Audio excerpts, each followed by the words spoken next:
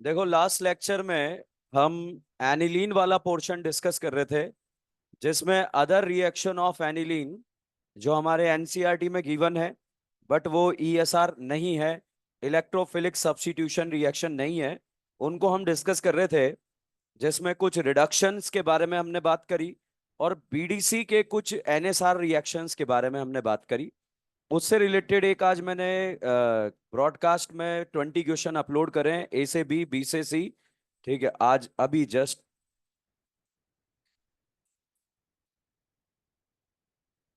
Okay, 4 B में नहीं आए होंगे, बाकी तो जो है। ठीक है। क्या है, लावारिस है? गजब यार, तू है। इतिहास रचेगा तू, है ठीक है। चलो, अगला 2 रिएक्शन और है, उसके बाद इस टॉपिक से बिल्कुल नया टॉपिक स्टार्ट हो जाएगा अगले 10-15-10 मिनट के अंदर। लिखे carbylamine test. Carbylamine test.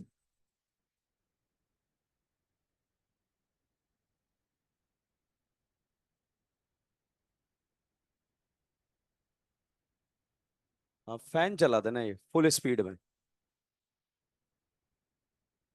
Fever आ रहा है, इधर आ।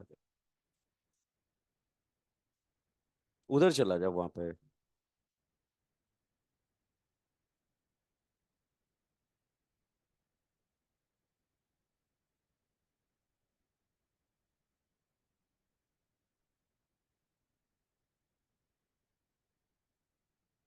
ओके। देखो, अब तक जो मैंने, मतलब आज तक का जो लेक्चर हम समाप्त करेंगे, जिस दिन से हमने रिएक्शन स्टार्ट करा था और जितने भी रिएजेंट्स हमने याद करे हैं, उसमें हमने ऑर्गेनिक में आने वाले 6-7 क्वेश्चन का शिकार किया है। मतलब 6 से 7 क्वेश्चन आपको डायरेक्टली एग्जाम में मिलेंगे। ये हमारे एबीसीडी और जो भी हमने लिखे हुए हैं नोट्स में, ठीक है। आज जो मैंने क्वेश्चंस बना के दिए हैं सारे एनसीईआरटी के क्वेश्चन है। एज इट इज मैच होगा आपके नीट एग्जाम में पेपर। तो कार्बाइल अमाइन टेस्ट क्या है? पहले बताओ, बोलवे का इलेक्ट्रोफाइल क्या है? CO2 और रीमाटीमा कार्बिन। रीमाटीमा कार्बिन। कार्बिन में सीएल कितने हैं? दो। दो सीएल हटाकर दो क्या लगता है? OH। पानी निकलकर एल्डिहाइड और प्रोडक्ट बनता है सैलिसल्डिहाइड। मैंने आपको बोला था कि पूरी ऑर्गेनिक केमिस्ट्री में एरो के ऊपर क्लोरोफॉर्म और NaOH दो जगह आता है। यदि फिनॉल के सामने आया तो रिएक्शन का नाम है रीमाटीमा। और अगर ये प्राइमरी अमाइन के सामने आया तो रिएक्शन का नाम है कार्बाइल अमाइन टेस्ट। तो अगर ये प्राइमरी अमाइन चाहे वो एलिफेटिक हो या एरोमेटिक हो, दोनों में से किसी की भी सामने आ जाए तो इस टेस्ट को हम क्या बोलेंगे? Carbylamine test. बताओ, फिनॉल के सामने आया तो नाम रीमाडीमा, और अमाइन के सामने आया तो कार्बाइल अमाइन टेस्ट। अब क्लोरोफॉर्म और NaOH एक दूसरे के संपर्क में आके बनाते हैं बिन बिन बिन कार्बीन। ठीक है। अब कार्बीन में प्रोडक्ट कैसे बनता है? यहां पर डायरेक्ट ये प्राइमरी अमाइन है, एनिलीन है, एरोमेटिक प्राइमरी अमाइन है। इस नाइट्रोजन का हाइड्रोजन हटकर इस पर C लग जाता है, ये कार्बीन का। बताइए, साइनाइड बना या आइसोसाइनाइड? आइसोसाइनाइड का ही दूसरा नाम होता है, और नाम है कार्बाइल अमाइन। और कार्बाइल अमाइन टेस्ट क्यों बोला? कि जैसे ही आइसोसाइनाइड बनता है यहां से बदबू आ जाती है। तो बदबू आते ही कंफर्म हो गया कि ये बदबू आइसोसाइनाइड की थी, और आइसोसाइनाइड का दूसरा नाम कार्बाइल अमाइन है। इसलिए इस टेस्ट को क्या बोलते हैं? Carbylamine test. बताओ, प्राइमरी अमाइन इस टेस्ट को देगा या सेकेंडरी? प्राइमरी। ये बताओ, प्राइमरी अमाइन है या सेकेंडरी? प्राइमरी। तो अगर आपने एलिफेटिक प्राइमरी अमाइन में भी क्लोरोफॉर्म और NaOH ऐड करा तो इस नाइट्रोजन पर C लग गया। बताओ, साइनाइड या आइसोसाइनाइड? आइसोसाइनाइड। तो जितने भी प्राइमरी अमाइन है वो इस टेस्ट को देंगे। अब फोटो तो दिख जाएगा प्राइमरी अमाइन। जब नाना पाटेगर से डायरेक्टली एक करीना जुड़ी तो इसे कौन सा अमाइन? प्राइमरी।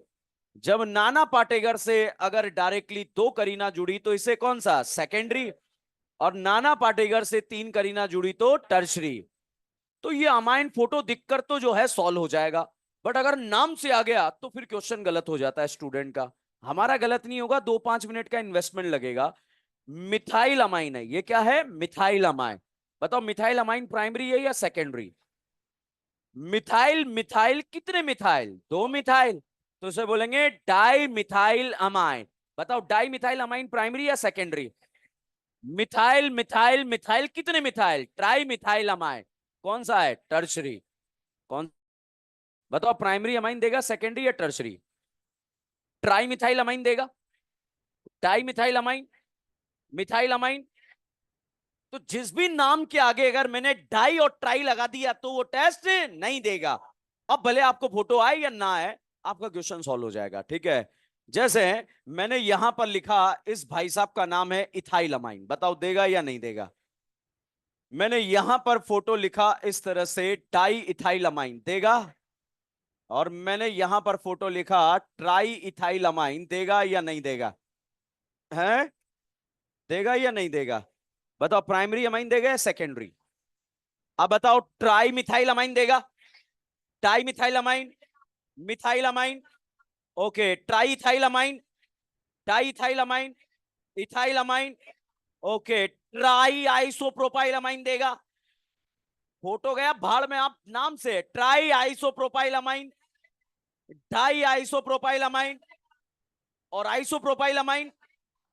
क्वेश्चन सोल्व हो रहा है? ओके, अब एक और क्वेश्चन सुनिएगा। Tri tertiary butylamine, di tertiary butylamine, tertiary butylamine देगा? ठीक है, टर्शरी ब्यूटाइल अमाइन देखने में ऐसा लगता है नहीं देगा, ठीक है, मगर वो दिमाग में इमेज बन गया। ट्राई टर्शरी ब्यूटाइल अमाइन और डाई टर्शरी ब्यूटाइल अमाइन और टर्शरी ब्यूटाइल अमाइन देगा। बताइए प्राइमरी अमाइन देगा या सेकेंडरी? पक्का? अब डाउट आता है कि सर प्राइमरी अमाइन ही स्ट्रेस को क्यों देता है, तो थोड़ी सी कहानी जो है इसके बारे में समझने की कोशिश करते हैं। उसको हम बोलते हैं मैक। मैक मतलब माचिस या मैकेनिज्म। अब मैकेनिज्म में ये बिन बिन बिन कार्बिन, कार्बिन के पास क्या वेकेंड ऑर्बिटल है? तो ये कार्बिन जो है इलेक्ट्रॉन की तलाश में दर दर भटक रही है, भटक रही है, भटक रही है। सामने इसने नाना को देखा। किसको देखा? नाना को। जैसे ही नाना को इसने देखा, नाना के पास लोन पेयर होता है या नहीं होता है? वो तो जीओसी में होता था, मगर यहां दिया ही नहीं है। कैसे देखना है? मन की आंखों से। तो ये जो है नाना के पास, जैसे ही नाना के करीब पहुंची, इसको लगा था कि नाना के इलेक्ट्रॉन इसे मिल जाएंगे, और नाना को लगा भी कि इलेक्ट्रॉन दिए जा सकते, मदद करना अच्छी बात है। मगर नाना को एक बात याद आ गई कि जैसे ही मैं लोन पेयर दूंगा, नाना के ऊपर कौन सा चार्ज आएगा? पॉजिटिव। नाना घबरा गया, क्योंकि नाना के ऊपर पॉजिटिव चार्ज क्या होता है? अनस्टेबल।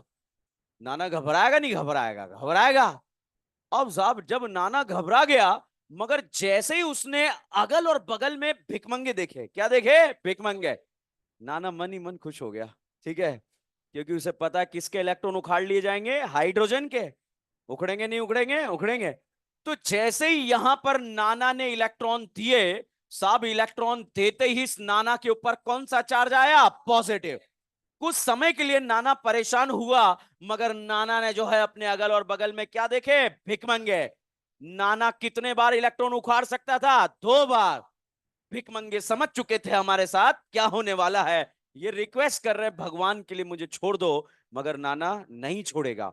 अब साहब यहां पर ये कांड होने ही वाला था, इतने में साहब इस भिकमंगे की नजरें सामने राजकुमारी पे पड़ी। किस पे पड़ी? राजकुमारी पे। और इस भिकमंगे की नजरें भी किस पे पड़ी? राजकुमारी पे।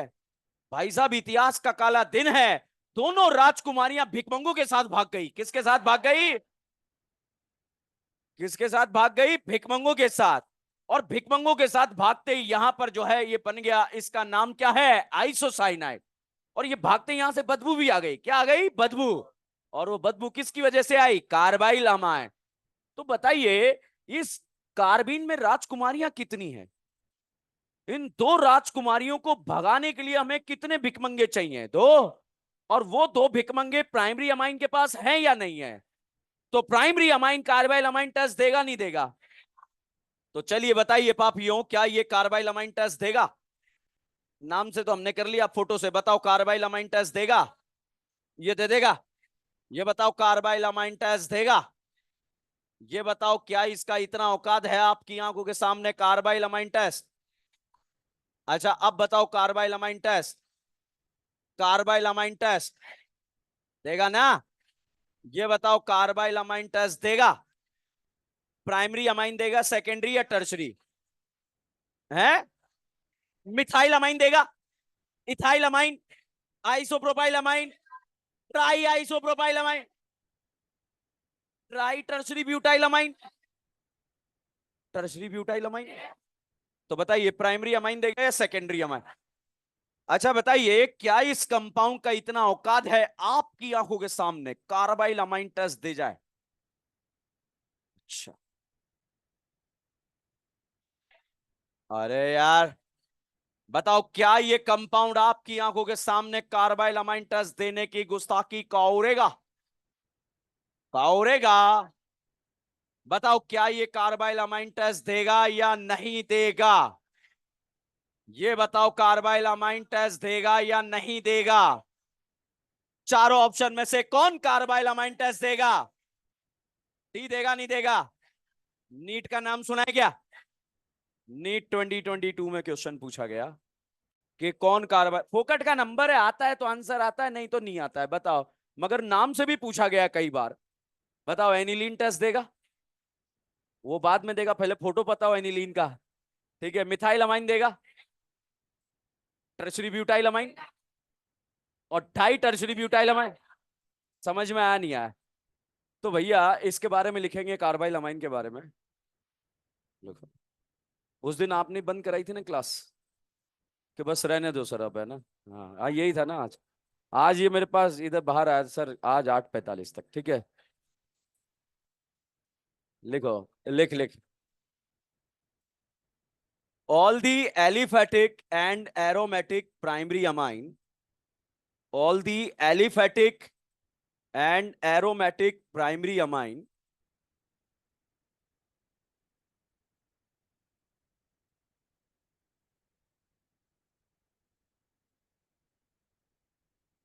all the aliphatic and aromatic primary amine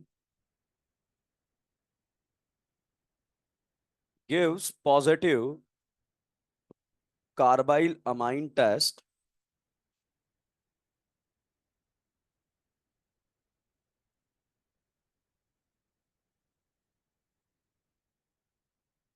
gives positive carbyl amine test, but secondary and tertiary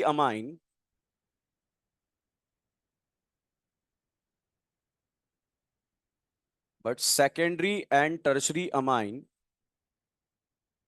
cannot give carbyl amine test.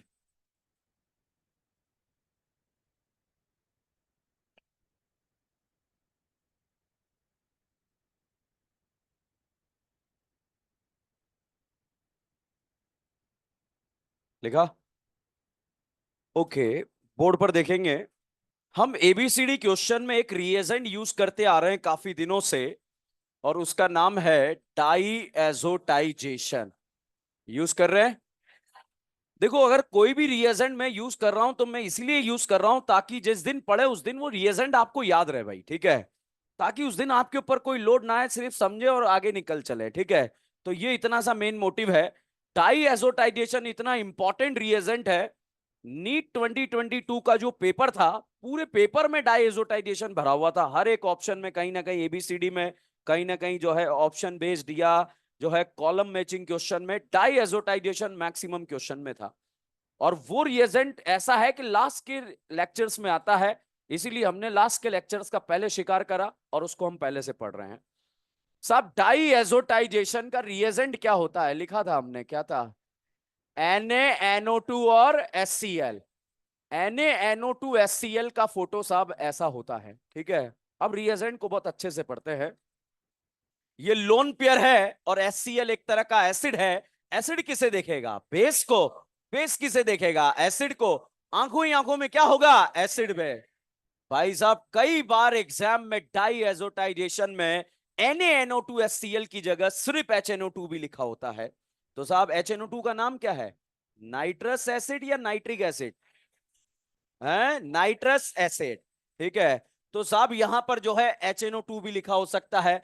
अगर प्राइमरी अमाइन के सामने लिखा रहे NaNO2 HCl या फिर लिखा रहे HNO2, तो क्या दोनों रिएक्शन का मतलब सेम रहेगा या नहीं रहेगा? रहेगा। साहब यहां पर NaNO2HCl में H प्लस प्रेजेंट होता है, ये HNO2 का भी लोन पेयर खा सकता है, और यहां से दोनों के बीच में से पानी निकलेगा, और पानी निकलने के बाद जो है यहां पर इस तरह का नाइट्रोसोनियम आयन भी बन सकता है। अब इस रिएजेंट को देखकर बताओ, क्या NaNO2HCl में HNO2 प्रेजेंट है या नहीं है? देख लो, है या नहीं है? बताओ, क्या NaNO2HCl में पानी प्रेजेंट है या नहीं है? मुझे नहीं आता और आपको नहीं आता था, आप निपटे। बताओ, पानी प्रेजेंट है या नहीं है? वो रिएक्ट करके बन रहा है, बताओ। HNO2 प्रेजेंट है, नाइट्रस एसिड प्रेजेंट है, पानी प्रेजेंट है। नाइट्रस एसिड क्या होता है? HNO2। तो बताइए, दोनों रिएक्शन का मीनिंग सेम है या अलग है? या अलग है?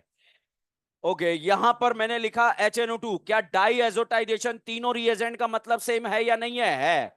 ये बताओ, प्राइमरी अमाइन है या सेकेंडरी? ये ये क्या तीनों प्राइमरी अमाइन है? बताइए बच्चों, तीनों में पानी है या नहीं है? बच्चों, जहां पर NH2 जुड़ता है उस कार्बन पर पानी से डायरेक्ट जुड़ सकता है OH। क्या जुड़ सकता है? OH। जहां पर NH2 प्रेजेंट है उस कार्बन पर पानी से डायरेक्ट क्या जुड़ सकता है? OH। जहां पर NH2 प्रेजेंट है उस कार्बन पर डायरेक्ट क्या जुड़ सकता है? OH। ये बताओ, एल्कोहल है या फिनॉल? मुझे नहीं आता। और ये क्या है? ये बताइए, अगर एरोमेटिक प्राइमरी अमाइन का डाइएजोटाइजेशन हुआ तो क्या बन सकता है? फिनॉल। और एलिफेटिक का हुआ तो अल्कोहल। पहले बताओ, NaNO2HCl में पानी है या नहीं है? हैं? यहां पानी, यहां पानी। तो पानी जो है यहां पर NH2 हटाकर क्या लगा देगा? OH। यहां भी क्या लगा सकता है? OH। यहां भी क्या लगा सकता है? OH। अब कहानी को समझते हैं। डाइएजोटाइजेशन रिएक्शन में जो डाइएजोटाइजेशन करते हैं इस नाइट्रोजन पर, ये वाला नाइट्रोजन आकर यहां पर बना देता है benzene diazonium ion. Benzene diazonium ion. तो यहां पर भी बना देगा बेंजीन डाइएजोनियम आयन। बताओ, रेजोनेंस के 6 केस पता है क्या होता है? पाई सिंगल वेकेंट, पाई सिंगल लोन पेयर, पाई सिंगल फ्री रेडिकल, पी पाई पी पाई पी पाई डी पाई, पाई सिंगल पाई। अब यहां देखो, पाई सिंगल सिंगल कोई रेजोनेंस हो रहा है क्या, या नहीं हो रहा है? यहां देखो, पाई सिंगल पाई हो रहा है क्या? पाई सिंगल पाई हो रहा है क्या, या नहीं हो रहा है? कौन सा वाला? पाई सिंगल पाई। क्या हो रहा है? पाई सिंगल पाई। बताइए, क्या एरोमेटिक डाइएजोनियम आयन में रेजोनेंस हो रहा है? एलिफेटिक में? तो बताओ, रेजोनेंस से स्टेबल या अनस्टेबल? बताओ, एरोमेटिक डाइएजोनियम आयन ज्यादा स्टेबल या एलिफेटिक? क्यों ज्यादा स्टेबल? रेजोनेंस हो रहा है, नहीं हो रहा है? तो रेजोनेंस की वजह से ये क्या होगा? स्टेबल। और अगर एग्जाम में आपसे पूछा जाए कि एरोमेटिक डाइएजोनियम आयन ज्यादा स्टेबल या एलिफेटिक, इस बेंजीन को आप पीएच भी लिख सकते हैं। बताओ, रेजोनेंस हो रहा है या नहीं हो रहा है? यहां पाई है, पाई सिंगल पाई, हो रहा है या नहीं हो रहा है? इसको हम ऐसे भी लिख सकते हैं C6H5। बताओ, रेजोनेंस हो रहा है, नहीं हो रहा है? कौन सा? पाई सिंगल पाई। अब बताइए, रेजोनेंस हो रहा है या नहीं हो रहा? पाई सिंगल सिंगल पाई हो रहा है, नहीं हो रहा है? बताइए, ABC में से अनस्टेबल डाइएजोनियम आयन क्यों है? रेजोनेंस नहीं है। AB ज्यादा स्टेबल क्यों है? रेजोनेंस है। क्या कहानी क्लियर है? तो बच्चों, रेजोनेंस होने की वजह से अगर एग्जाम में पूछा जाए एरोमेटिक डाइएजोनियम आयन ज्यादा स्टेबल या एलिफेटिक, ये बताइए, स्टेबल है या अनस्टेबल? तो भाई साहब, अनस्टेबल होने की वजह से यहां से N2 निकलता है, और यहां पर डायरेक्ट H2O से इस कार्बन पर क्या जुड़ जाता है? OH। तो बताइए, यहां पर डायरेक्टली H2O से क्या जुड़ गया? OH। अब ये डाउट आ रहा है, क्या पानी कहां से है? पानी है या नहीं है? ये बताइए, यहां से ये रेजोनेंस से स्टेबल है या नहीं है? तो भाई, ये कहानी टेम्परेचर डिपेंडेंट बन जाती है। लो टेम्परेचर पर तो बन जाता है PDC, और अगर आप टेम्परेचर को बढ़ा दें तो यहां से N2 हटकर इस कार्बन पर क्या जुड़ जाता है? OH। क्या जुड़ता है? OH। तो पहला डाउट, दोनों ही जगह, तीनों ही जगह, यहां जहां NH2 हटेगा वहां क्या जुड़ेगा? OH। अब बताओ, ये स्टेबल डाइएजोनियम आयन बनाएगा या अनस्टेबल?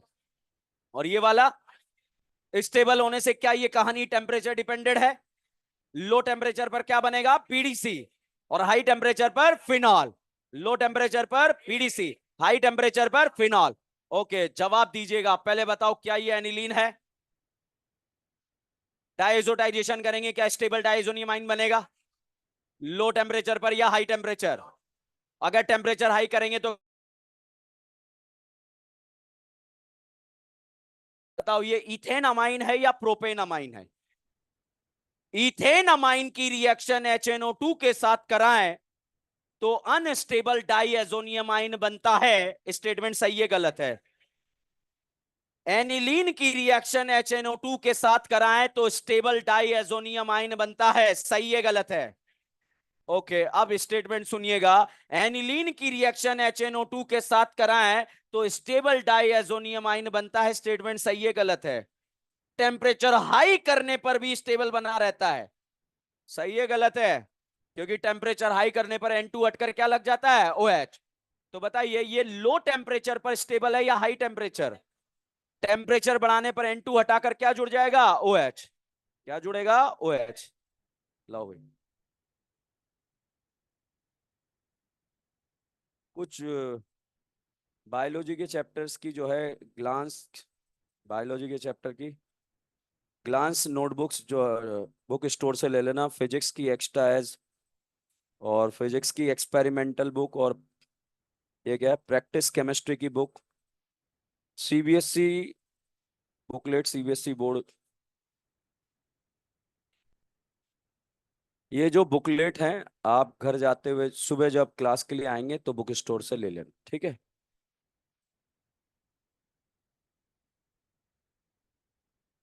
फाइनली मैंने एक कहानी आपको याद कराई कि एनिलीन का डाइएजोटाइजेशन करते हैं तो क्या बनता है? बीडीसी। मगर टेम्परेचर हाई करेंगे तो क्या बनेगा? फिनॉल। ठीक है, तो बताइए ठंडे माहौल में क्या बनता है? बीडीसी। गर्म माहौल में फिनॉल। क्या माहौल डिपेंडेंट है या नहीं है? माहौल गर्म कर देंगे तो फिनॉल, और माहौल ठंडा होगा तो बीडीसी। क्या बीडीसी रज्जो स्टेबल है या नहीं है? कर लोगे? भाई साहब, इस बीडीसी से स्टेबल और अनस्टेबल का क्वेश्चन नीट एग्जाम में और एआईपीएमटी एग्जाम में पूछा गया। एआईपीएमटी एग्जाम में क्वेश्चन आया 2014 में, और फिर क्वेश्चन वापस 2022 में रिपीट हुआ। क्वेश्चन क्या था देखिएगा। बताओ ये डाई एजोनियम आयन स्टेबल या अनस्टेबल? मुझे नहीं आता और आपको नहीं आता, आप भी बर्बाद हो, ठीक है? ओके, ये बताओ ये डाई एजोनियम आयन स्टेबल या अनस्टेबल है? अनस्टेबल है।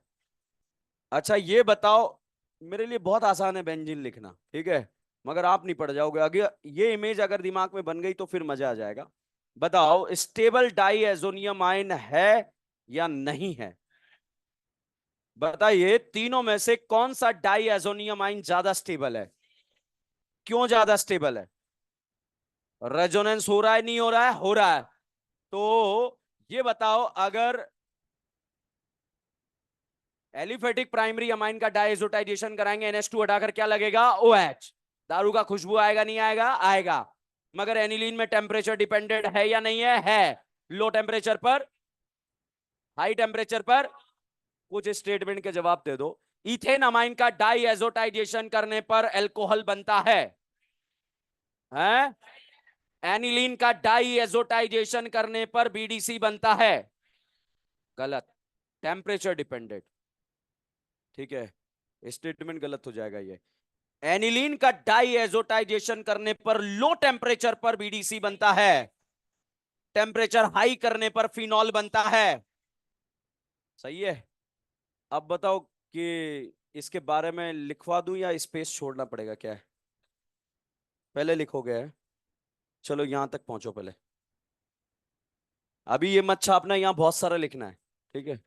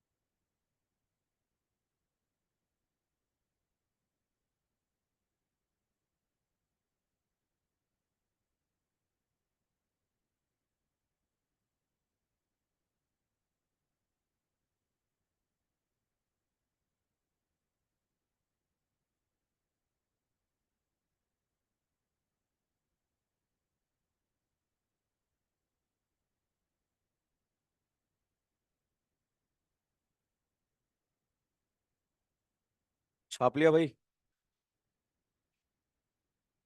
यहां तक की बात कर रहा हूं मैं। इसमें एक लाइन लिख लो। अच्छा अच्छा। यहाँ दो लाइन छूटा हुआ है। नीले कलर से लिख मत लेना, दो लाइन।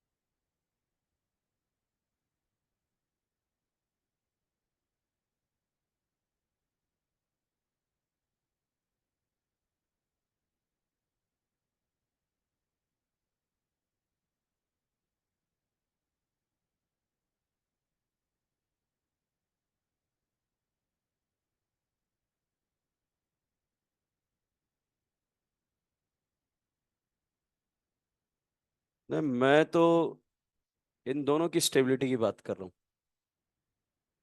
कि एरोमेटिक डाइएज़ोनियम ज्यादा स्टेबल है या एलिफेटिक। क्योंकि इसमें क्या हो रहा है, रेजोनेंस, और इसमें रेजोनेंस नहीं हो रहा। तो एग्जाम में पूछा जाएगा कि भैया कौन सा डाइएज़ोनियम आइन ज्यादा स्टेबल है। इसमें क्या हो रहा है, रेजोनेंस।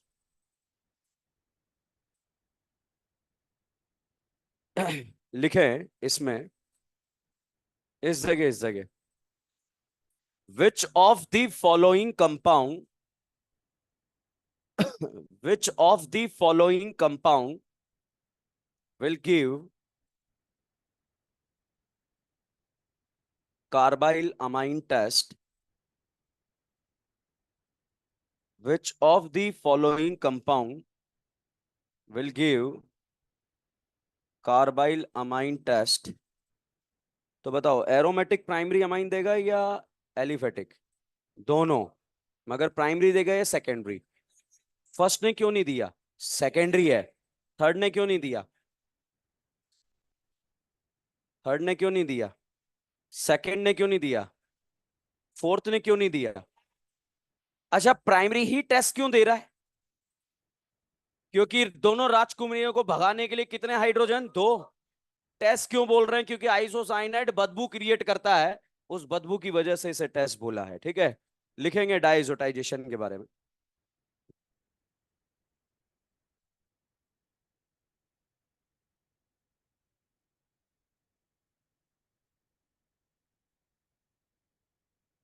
लिखवाऊं भाई?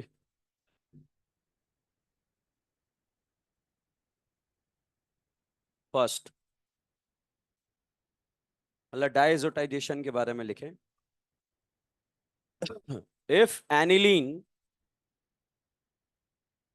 react with HNO2, HNO2 के ब्रैकेट में लिख लो diazotization.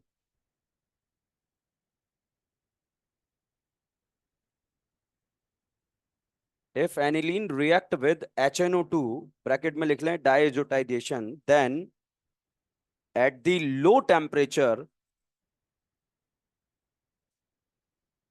it will produce BDC, it will produce BDC, but at the high temperature, ऐसे लिखो, हाई मत लिखो, ऐसे लिखो, if temperature is increases, if temperature is increases, then BDC will convert into phenol. If temperature is increases, then BDC will convert into phenol. तो आप देखिए, diazotization low temperature पर करा तो क्या बना, बीडीसी। मगर टेम्परेचर को बढ़ाया तो ये बीडीसी किस में कन्वर्ट हो गया, फिनॉल। नेक्स्ट लाइन में लिखेंगे, aromatic diazonium ion aromatic diazonium ion, ये फोटो बनाओ ब्रैकेट में, ये वाला C6H5, ये वाला फोटो बना लो। C6H5N2+Cl- is more stable. Aromatic diazoniamine is more stable than aliphatic diazoniamine.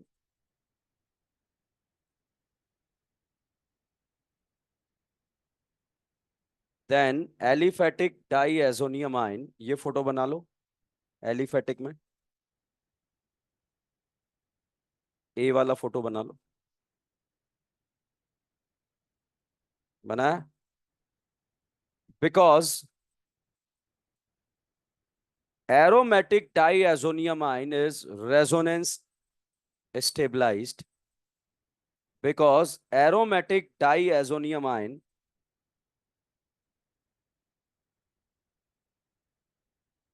is resonance stabilized. Module 6 है क्या किसी के पास? Because aromatic diazoniamine is resonance stabilized. लिखा? यहां क्वेश्चन लिखो। अच्छा ये छाप रहे हो अभी तो, छापो फटाफट।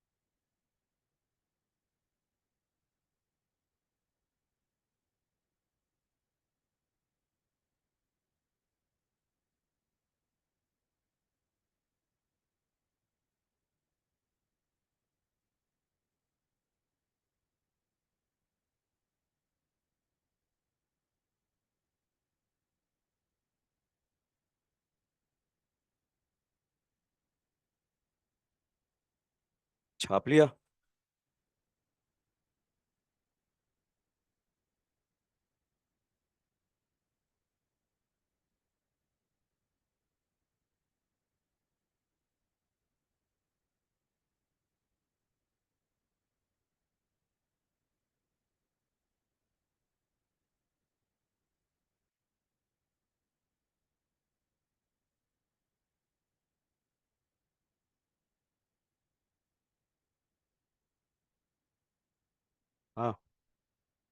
एक लाइन छोड़ देना क्वेश्चन लिखने के लिए।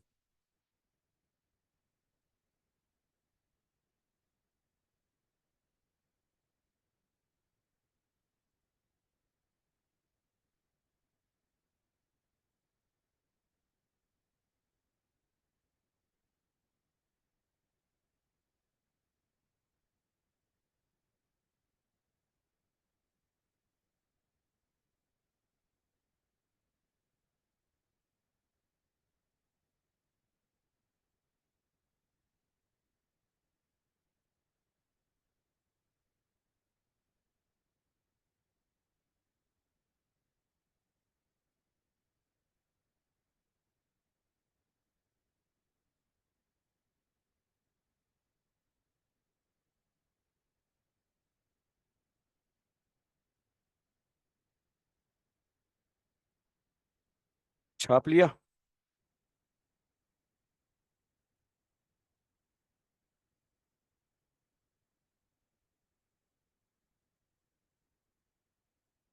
लिखें यहां पर क्वेश्चन। बहुत सालों बाद आए यार। कहाँ थे? हाँ। कहाँ थे? तबीयत कितने दिन? ऐसा घबराहट नहीं होती एकदम से क्लास में हो जाती? चलो अभी थोड़ी देर में सब समझ में आएगा, ठीक है? नहीं, वो रेगुलर आता है भाई, ठीक है। ओके। लिखेंगे इसमें, which of the following compound, sorry sorry sorry, which of the following, which of the following is most stable diazonium ion, is most stable diazonium ion. तो बताओ कौन सा आयन मोस्ट स्टेबल है? सी, ठीक है। अब सेम कॉन्सेप्ट नीट 2022 में आया, तो लिखें NEET 2022।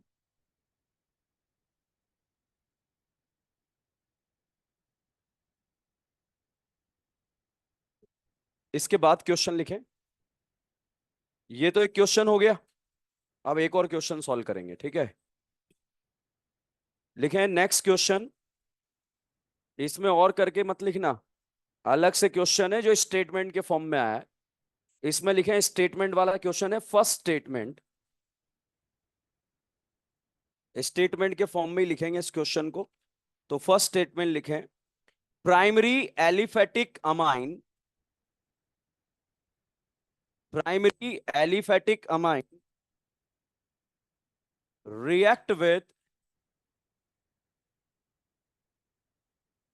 HNO2।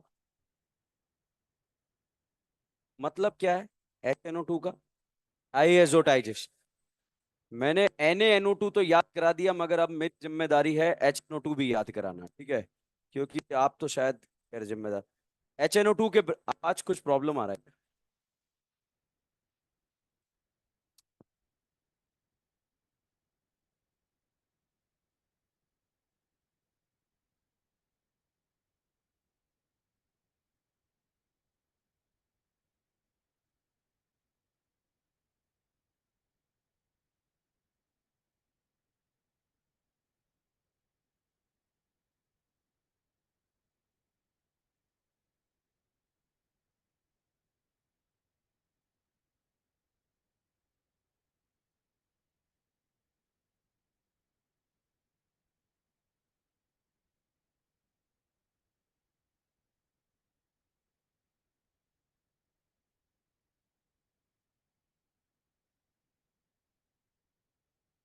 Primary aliphatic amine react with HNO2, then it will produce, दोबारा रिपीट करूं, then it will produce unstable diazonium ion। दोबारा रिपीट कर रहा हूं, primary aliphatic amine react with HNO2, then it will produce unstable diazonium ion। First statement ये है, बताओ statement सही है या गलत है? हैं? एलिफेटिक अमाइन का डाइएजोटाइजेशन करेंगे तो स्टेबल बन रहा है या अनस्टेबल? अनस्टेबल। तो ये स्टेबल क्यों है? रेजोनेंस है। कौन सा वाला? पाई सिंगल पाई। स्टेटमेंट 2 लिखेंगे। अच्छा, ये जो स्टेबल है ये लो टेम्परेचर पर है या हाई टेम्परेचर? लो। बेंजीन डायजोनियमाइन लो टेम्परेचर पर है या हाई? लो। स्टेटमेंट 2 लिखें। Primary aromatic amine, primary aromatic amine react with HNO2, react with HNO2,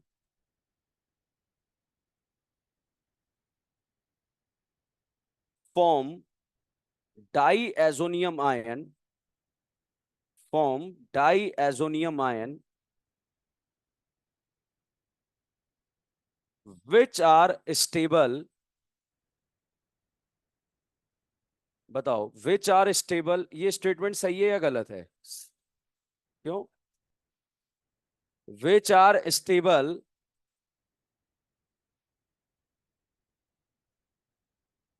which are stable at high temperature, सही है या गलत है? बताइए। स्टेबल तो है, मगर कौन से टेम्परेचर पर? Low temperature. अगर टेम्परेचर इंक्रीज करेंगे तो N2 हटकर क्या लग जाएगा? OH। बताइए, फर्स्ट स्टेटमेंट सही या गलत? तो फर्स्ट तो ट्रू है और सेकंड फॉल्स है। ठीक है। अगर यहां टेम्परेचर लो लिख दिया जाता तो ये स्टेटमेंट क्या होता? सही है।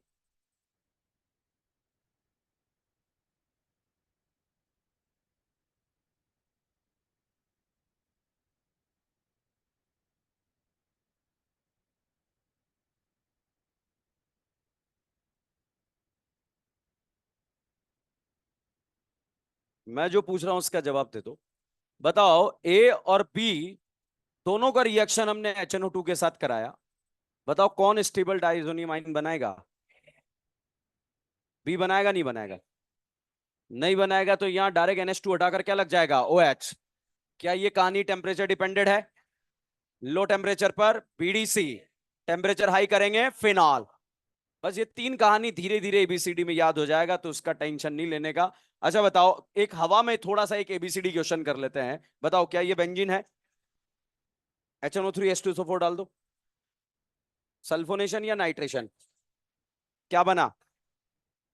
नाइट्रोबेंजीन का इमेज आ रहा है। NO2 को NH2 बनाना आता है। क्या डालें? SnHCl FeSCl H2PD।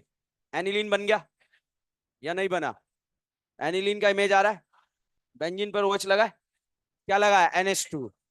अब इस एनिलीन का रिएक्शन हम करा रहे हैं नाइट्रस एसिड के साथ। क्या है? डाइआजोडाइजेशन है या नहीं है? माहौल ठंडा है। क्या बना? उसका नाम बताओ। हैं? माहौल गर्म हो गया?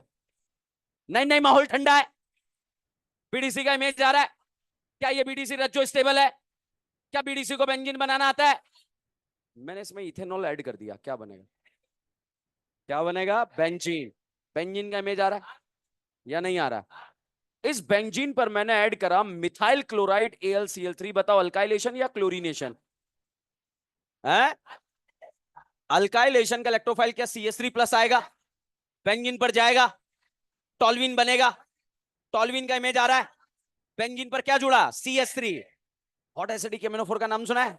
क्या बन गया? एसिड। बेंजोइक एसिड का इमेज आ रहा है या नहीं आ रहा है? या नहीं आ रहा है? एक दिन बेंजोइक एसिड के मोहल्ले में आया निमोनिया। कौन आया? निमोनिया। कुछ कुछ होगा। एसिड बेस को देखेगा। पहले क्या बनेगा? सॉल्ट। हीट करेंगे, amide. Benzene CO NH2। CO benzene NH2। Br2 के एवज का नाम सुना है? नाली वाला ताली वाला। क्या बनेगा? एनिलीन। एनिलीन का इमेज आ रहा है। एनिलीन का डाइजोडाइजेशन करा दो। माहौल गर्म नहीं है, है? माहौल ठंडा है। माहौल गर्म हो गया है? फिनॉल का इमेज आ रहा है या नहीं आ रहा है? हवा में हो पा रहा है? नहीं हो पा रहा है? हवा में हमने इसमें ऐड करा फिनॉल में NaOH CO2 रिएजेंट पहचान कर बताओ कौन सा रिएक्शन? बोल भाई या रीमा टीमा?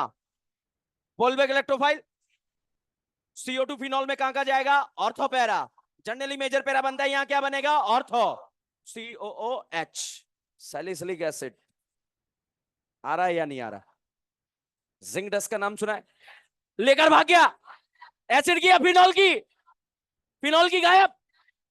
बेंजोइक एसिड है या नहीं है? या नहीं है?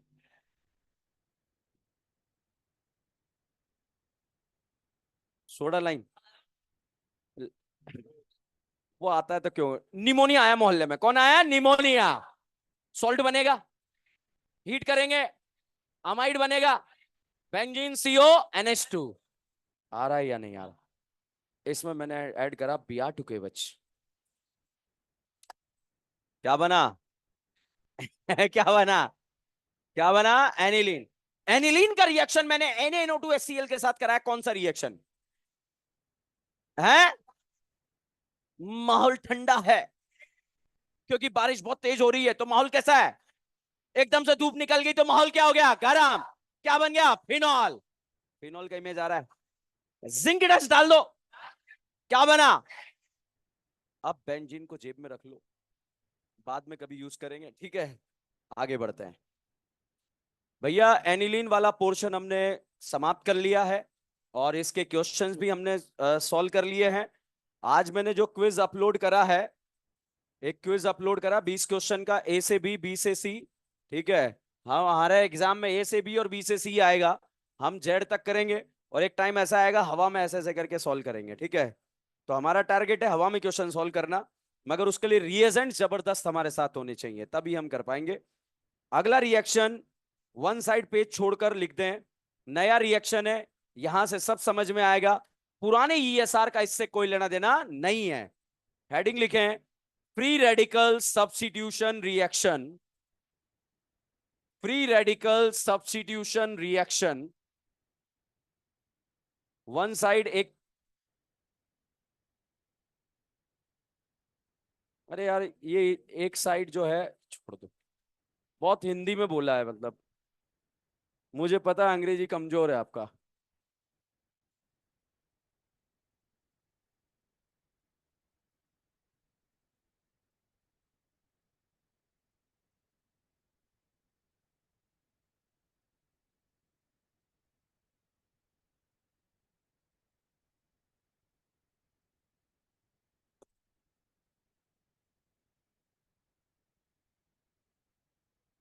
फ्री रेडिकल सब्स्टिट्यूशन रिएक्शन, जल्दी जल्दी नोट करो। Free radical substitution reaction. Free radical substitution reaction लिखा? इसमें लिख लो हाइड्रोकार्बन। हाइड्रोकार्बन, एरोमेटिक हाइड्रोकार्बन समाप्त हुआ, उसके बाद फिनॉल भी समाप्त करा, उसके बाद एनिलीन भी समाप्त करा। अब हम पढ़ रहे हैं हाइड्रोकार्बन। और हाइड्रोकार्बन का तीन पोर्शन होता है, अल्केन, अल्कीन, अल्काइन। उसमें से हम अल्केन समाप्त करेंगे, तो ब्रैकेट में लिखें अल्केन। अल्केन लिखा? अगेन, पूरे फ्री रेडिकल सब्स्टिट्यूशन को समझने के लिए आज का लेक्चर कॉन्सेप्चुअल है, जिसको समझना बहुत जरूरी है। सब्स्टिट्यूशन का मतलब है रिप्लेसमेंट। क्या है? रिप्लेसमेंट। भाई बैठा है, इसको भगा दिया, कैटरीना बैठी, नाम क्या है? Katrina Kaif, Felix substitution. इसका रिप्लेसमेंट किसने करा? कैटरीना। ये खुश हो रहा है, उसकी तरह इशारे कर रहा है, ठीक है? अब रुक बेटा तू, ठीक है? इसको उठाकर यहां से फेंका और यहां विद्या बालन आकर बैठ गई, नाम क्या है? Vidya Balan Felix substitution. खली आकर बैठा, खली फिलिक्स सब्स्टिट्यूशन। सलमान खान आकर बैठा, सलमान खान फिलिक्स सब्स्टिट्यूशन। अगर रिप्लेसमेंट का पाप इलेक्ट्रोफाइल ने किया तो नाम इलेक्ट्रोफिलिक सब्स्टिट्यूशन रिएक्शन, और फ्री रेडिकल कर दे तो नाम फ्री रेडिकल सब्स्टिट्यूशन रिएक्शन। बताइए यहां रिप्लेसमेंट का पाप कौन करेगा? Free radical. इसलिए रिएक्शन का नाम क्या है? फ्री रेडिकल सब्स्टिट्यूशन रिएक्शन, ठीक है? जैसा कि बच्चों हमने ESR पढ़ा, तो ESR में हमारा पहला डाउट था कि ESR रिएक्शन कौन देता है, तो आंसर आया एरोमेटिक रिंग, ठीक है? इंटरमीडिएट क्या बनता है? कार्बोकेटाइन। केटाइन को स्टेबल कौन करेगा? देने वाले। तो बताओ फिनॉल का ESR ज्यादा या बेंजीन? नाइट्रोबेंजीन या बेंजीन, बेंजल्डिहाइड या बेंजीन, फिनॉल या बेंजीन, टॉल्वीन या बेंजीन, फिनॉल या एनिलीन। मतलब एनिलीन का ईएसआर का रेट सबसे ज्यादा। अब बताना इलेक्ट्रोफाइल कहां कहां जाएगा, नाइट्रोबेंजीन में कहां कहां जाएगा? Benzaldehyde, benzonitrile, benzoic acid, phenol, aniline, toluene, bouncer संभाल लो, क्लोरोबेंजीन कहां जाएगा? ऑर्थोपैरा। अब इलेक्ट्रोफाइल बताओ, क्लोरीनेशन का electrophile, bromination, nitration, Friedel Crafts alkylation R plus, acylation R CO plus, full में CO2, रीमा टीमा कार्बिन। ये इलेक्ट्रोफाइल हो गया, टॉपिक समाप्त। ठीक है, अब ईएसआर के बाद हम क्या पढ़ रहे हैं? एफएसआर। तो अब डाउट आता है एफएसआर कौन देता है? तो साहब एफएसआर देता है अल्केन। कौन देता है? अल्केन। अब अल्केन में जब हम रिएक्शन कराते हैं तो ये बताओ, ये बॉन्ड सिग्मा है या पाई है? और सिग्मा बॉन्ड कमजोर होता है या मजबूत? मतलब एफएसआर कराने के लिए क्या हमें मजबूत बंधनों को तोड़ना पड़ता है क्या? और मजबूत बंधनों को तोड़ने के लिए टेम्परेचर हाई रखना पड़ेगा या लो रखना पड़ेगा? इसीलिए साब एफएसआर रिएक्शन हाई टेम्परेचर और हाई प्रेशर पे प्रोसीड करते हैं। ठीक है, तो बताइए एफएसआर पहला रिएक्शन कौन देता है? अल्केन। कौन देता है? अल्केन। टेम्परेचर हाई या लो? एफएसआर हाई पर क्यों होते हैं? सिग्मा तोड़ना पड़ता है। रिएक्शन का नाम है फ्री रेडिकल सब्स्टिट्यूशन रिएक्शन। कहीं ना कहीं कहानी फ्री रेडिकल से रिलेटेड है। मैंने एक टॉपिक पढ़ाया था जीओसी में, हाइपर कॉन्जुगेशन। बोला था गिन के 20 रिएक्शन बर्बाद होगी अगर नहीं आता है तो। हमें पढ़ने नहीं पलटने। बताओ क्या हाइपर अल्कीन में लगेगा? कार्बोकेटाइन, फ्री रेडिकल, लाइन बोलो। sp2 कार्बन से डायरेक्टली अटैच sp3 कार्बन क्या कहलाता है? Alpha carbon. जितने अल्फा हाइड्रोजन हाइपर ज्यादा या कम? ज्यादा। अगर आपसे पूछा जाए कि ये इस पापी को कार्बोकेटाइन बोले या फ्री रेडिकल बोले, क्या ये फ्री रेडिकल है या नहीं है? है। बताओ हाइपर कॉन्जुगेशन के लिए अल्फा एच है या नहीं है? हाइपर लगेगा नहीं लगेगा? बताइए इस बी के बारे में बात करें, फ्री रेडिकल है या नहीं है? अल्फा एच है या नहीं है? 3 और 2, 3 और 2 3। Thank you. बताइए हाइपर कॉन्जुगेशन ए में लगेगा बी में?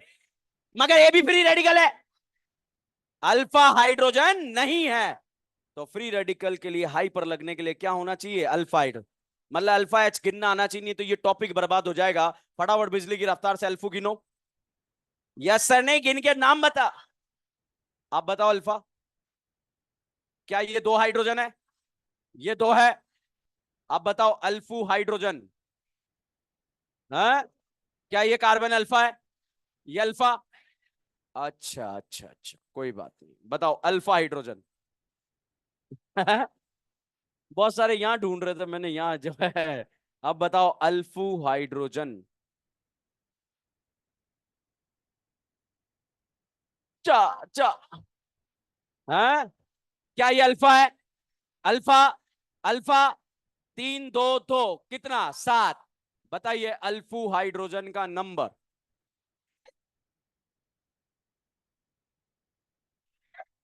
क्या ये अल्फा है? तो जिसमें जितने ज्यादा अल्फा हाइड्रोजन होते हैं वो फ्री रेडिकल उतना ज्यादा स्टेबल होता है। छोटा रिएक्शन है, बहुत ही छोटा सा है, शुरू होकर जल्द से जल्द खत्म हो जाएगा। ए और बी में से बताओ, ए में कितने अल्फा? बी में? वो फ्री रेडिकल ज्यादा स्टेबल जिसमें अल्फा हाइड्रोजन का नंबर ज्यादा। ए वाला ज्यादा स्टेबल, बी वाला? पक्का?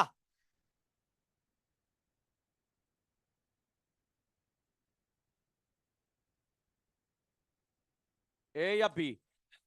अल्फा गिनो और बी में। क्लियर है? ओके। बताओ ए और बी में एक जगह फ्री रेडिकल बनाना पड़े तो कहां बनाएंगे? बनाओ। अल्फा गिनो। कितने? 6। आता है यार आपको तो। You all are. ए और बी में से अल्फा कहां, फ्री रेडिकल कहां बनेगा? ए पर, बी पर? है? बनाओ। अब जिसको बनाना नहीं अभी मैं सिखाऊंगा भाई, ठीक है? ये पुराना पाप है इनका, ठीक है? ए और बी में से अल्फा हाइड्रोजन बताओ कहां बनेगा? बी पर। गिनो। है? ए पर।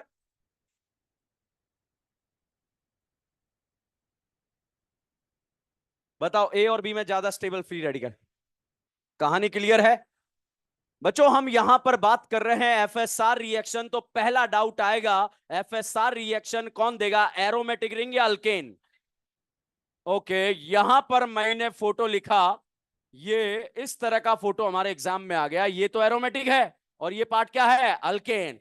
बताइए अगर आपसे पूछा जाए एफएसआर बाहर होगा या अंदर, और ईएसआर अंदर, क्योंकि ईएसआर एरोमेटिक पे होगा और एफएसआर अल्केन पे होगा। टेम्परेचर हाई या लो? रिएक्शन का सिंगल ड्राइविंग फोर्स होता है कि रिएक्शन हो क्यों रही है, क्योंकि टेम्परेचर क्या रखने पड़ते हैं? हाई। 11th क्लास में हम एक चैप्टर पढ़ते हैं जिसका नाम है थर्मोडायनेमिक्स। उसका कोई लेना देना नहीं है, हमने नाम सुना है या सुना सुना है? तो थर्मोडायनेमिक्स नाम सुना है, एंट्रोपी नाम सुना है। जब भी रिएक्शंस में एंट्रोपी बढ़ती है तो रिएक्शन स्पॉन्टेनियस होती है। चलो छोड़ो, जितने नंबर ऑफ पार्टिकल होते हैं एंट्रोपी उतनी ज्यादा होती है, ये तो बता सकते हो। एक क्लास में 50 बच्चे हैं और एक में एक बच्चा है, एंट्रोपी किसकी ज्यादा? ठीक है, तो ऐसा काउंट करके हो जाएगा हमारा काम। ठीक है, अब एफएसआर के कौन कौन से रिएक्शन है पहले नाम लिख लो फटाफट से। फर्स्ट रिएक्शन लिखें, हेलोजिनेशन। हेलोजिनेशन, अभी सोच ही रहा है। हेलोजिनेशन। सेकंड लिखें, रिएक्शन विद एनबीएस। स्पेलिंग मत लिखना ना भाई, ऐसे लिखना एनबीएस। रिएक्शन विद एनबीएस, ए मत करो, बोर्ड पे लिखा है। सेकंड लिखें, मतलब नेक्स्ट लिखें, nitration. Nitration of alkane. Nitration of alkane.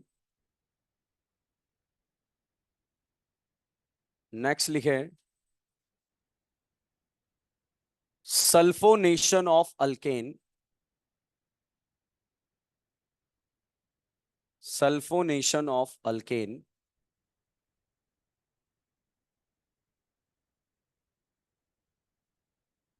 Next लिखें,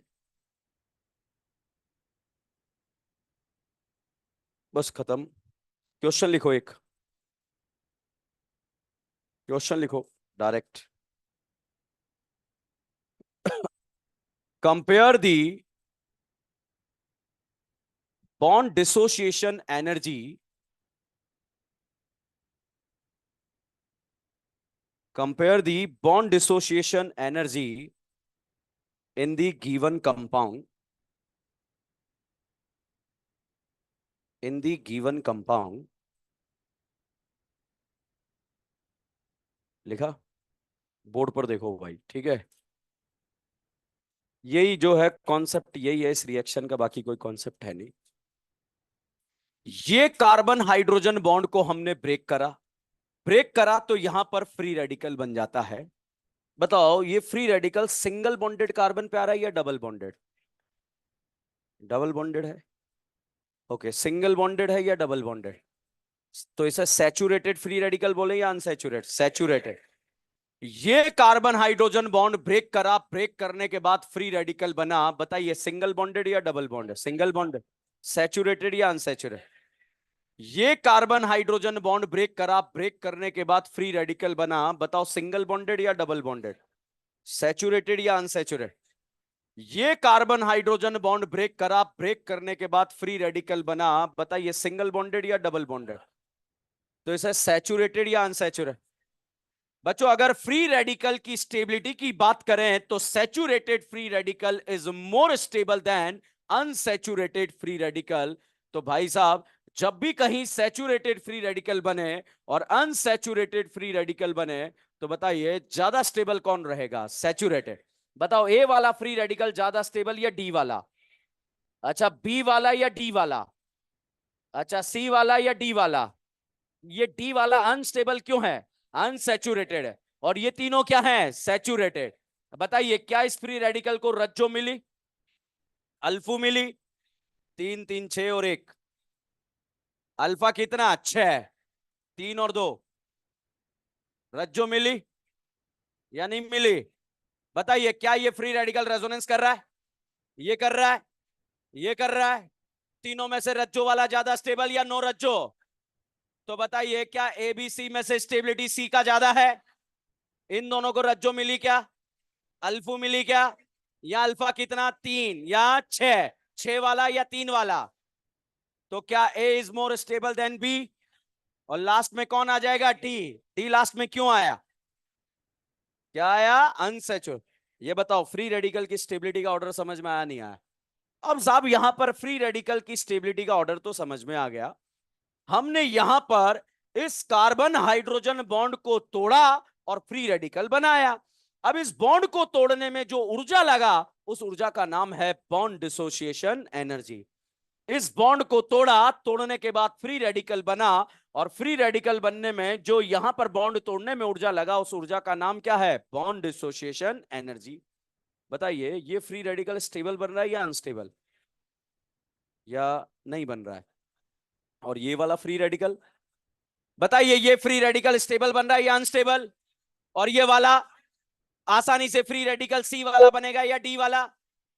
क्योंकि सी वाला कैसा बन रहा है, स्टेबल। बताइए ये स्टेबल बन रहा है या अनस्टेबल? तो ये वाला बॉन्ड आसानी से टूटेगा नहीं टूटेगा? तो इसका बॉन्ड डिसोसिएशन एनर्जी क्या होगा, कम। और इसका क्या होगा, ज्यादा। तो भाई साहब bond dissociation energy free radical की स्टेबिलिटी का उल्टा। तो बताइए बीडीई का ऑर्डर क्या आ जाएगा, डी बी ए सी। ठीक है, वापस समझिए। इस बॉन्ड को तोड़ने में जो ऊर्जा लग रही है, उस ऊर्जा का नाम क्या है, बॉन्ड डिसोसिएशन एनर्जी। बताइए फ्री रेडिकल स्टेबल बन रहा है या अनस्टेबल? क्या आसानी से बनेगा नहीं बनेगा? तो यहां पर इस बॉन्ड को तोड़ने में ऊर्जा ज्यादा लगा या कम लगा, कम लगा। ये बताइए ये फ्री रेडिकल स्टेबल बन रहा है या अनस्टेबल? आसानी से बनेगा नहीं बनेगा? नहीं बनेगा। तो इस बॉन्ड को तोड़ने में ऊर्जा ज्यादा लगेगा कम लगेगा, ज्यादा। तो इसका बीडीई क्या होगा, ज्यादा। तो जहां फ्री रेडिकल अनस्टेबल बन रहा है, उस जगह बीडीई क्या होगा, ज्यादा। ओके, अब हवा में क्वेश्चन। बताओ ए और बी में फ्री रेडिकल स्टेबल कहां बनेगा? तो बीडीई किसका ज्यादा, इसका उल्टा। ठीक है, यहां अगर आपसे पूछा जाए इस फोटो में कि भैया ए और बी में से फ्री रेडिकल स्टेबल कहां बन रहा है, तो बीडीई किसका ज्यादा? दो दिया होगा और वहां पूछा जाएगा आपसे कि बीडीई किसका ज्यादा, बी का या ए का? और वो भी नहीं पूछा जाएगा, सिंपल सी बात है, आपसे पूछा जाएगा मोर स्टेबल फ्री रेडिकल ए पर बनाएंगे बी पर? बताइए हम एफएसआर रिएक्शन पढ़ रहे हैं या ईएसआर? एफएसआर में हमें कौन सा बॉन्ड तोड़ना पड़ता है, सिग्मा। क्या सिग्मा तोड़ने के लिए टेम्परेचर हाई रखना पड़ता है? बताइए आसानी से फ्री रेडिकल ए पर बनेगा बी पर? क्योंकि ए पर बनने वाला फ्री रेडिकल क्या बन रहा है, स्टेबल। तो बॉन्ड डिसोसिएशन एनर्जी किसका ज्यादा, ई का, बी का? किसका ज्यादा, बी का। छाप लो क्वेश्चन।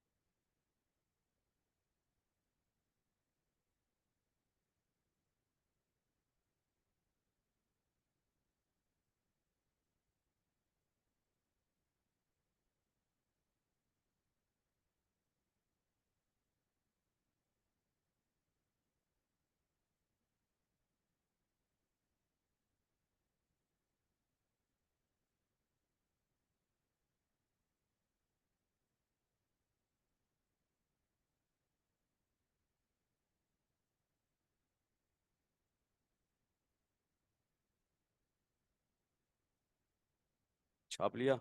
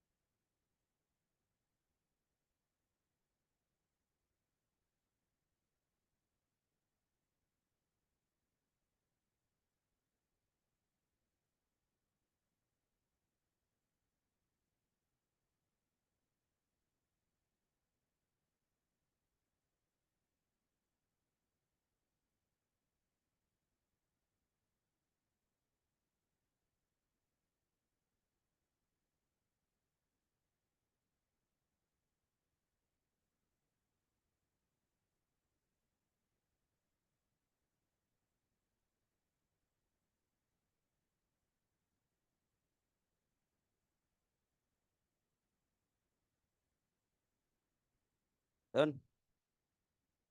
फर्स्ट रिएक्शन लिखे हैं,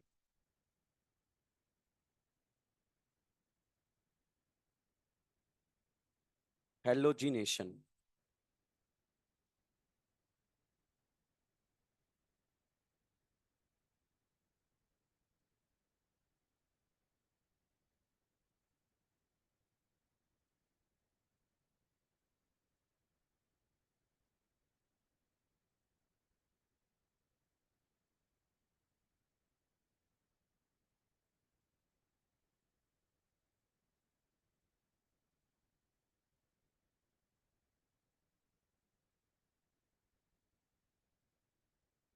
ये कंप्लीट है भाई।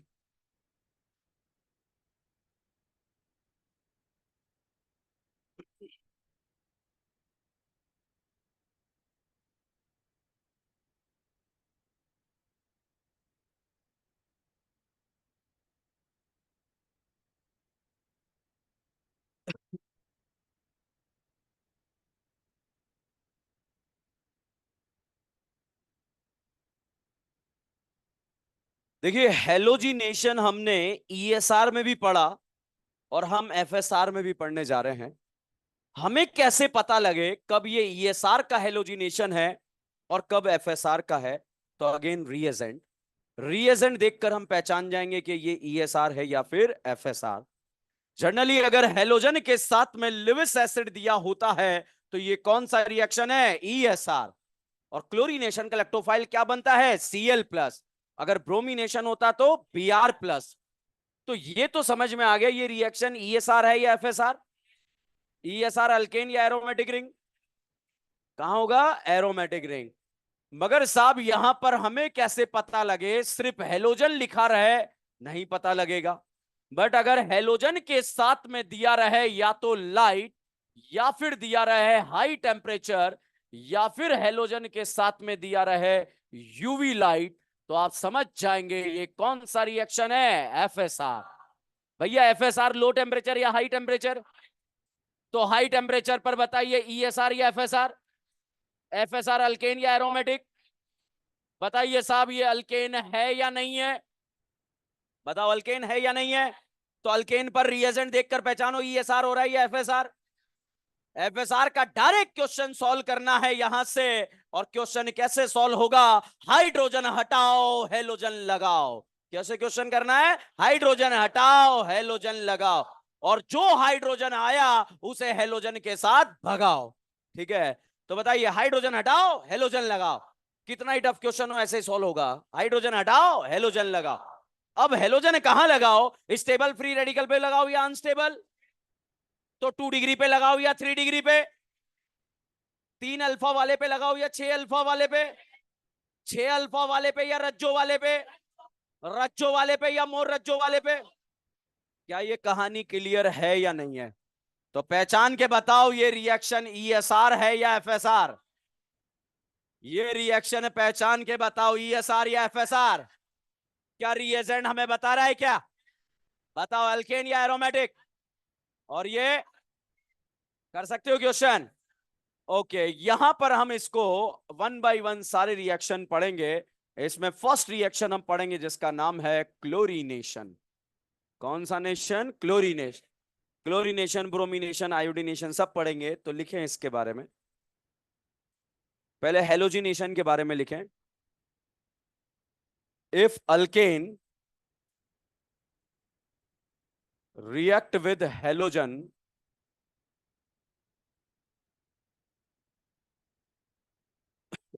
in the presence of light, in the presence of light, then it will produce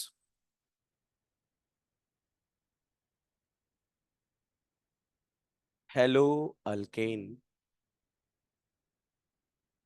Haloalkane. Next line में इसको लिखने के लिए लाइन छोड़ दो, हेडिंग लिखे क्लोरीनेशन। इसको लिखने के लिए लाइन छोड़ दो, हेडिंग लिखे क्लोरीनेशन। अब क्लोरीनेशन में लिखेंगे,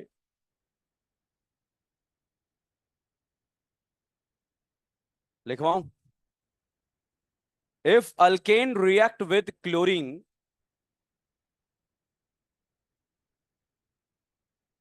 if alkane react with chlorine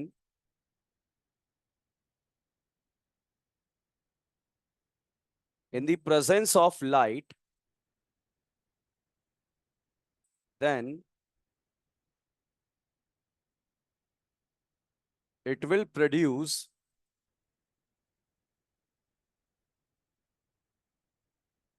chloroalkane.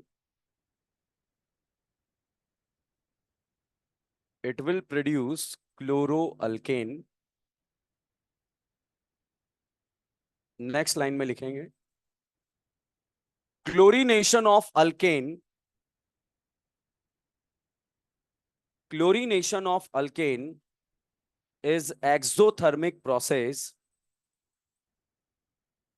Chlorination of alkane